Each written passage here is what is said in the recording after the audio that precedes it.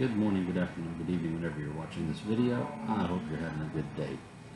In this video, I want to address three why questions related to analysis of variance. Why are these tables used? Why are these tables ignored? And why are they so useful? Okay, this is really the crux of ANOVA tables. Why are they used? Well, they're used to tell you the story about the variance in the system under study. That's why they're used. It's in the title, Analysis of Variance.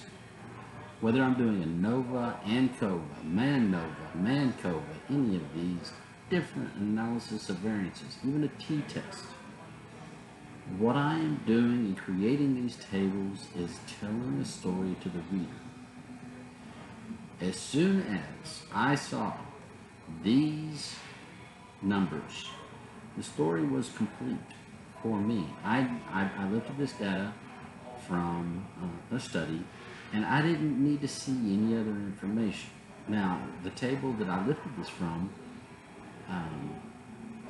didn't have all of this information, but I was able to generate it simply because I know sum of squares between divided by degrees of freedom equals mean squared. Mean square of between over the mean square of within equals the F ratio. And then go to a table and you can figure out the rest. Especially when they told me what the size of their sample was. It made life so much easier.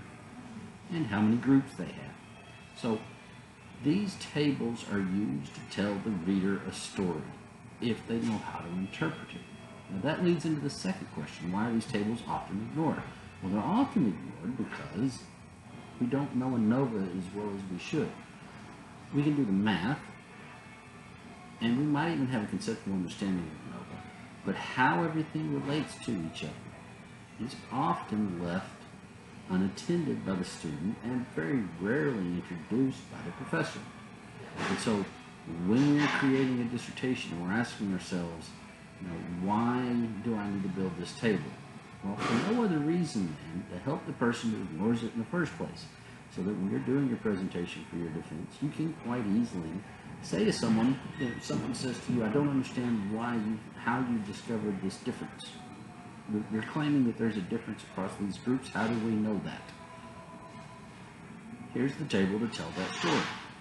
I know how many groups I have. I know my sample size. And I know that there was a significant difference among groups. Where is that difference? I don't know. That's future research. Or maybe I did a post-analysis and I discovered it. When these tables are ignored by people in your audience, these are the very same tables you need to use to educate your audience. And that answers the last question. Why are they so useful?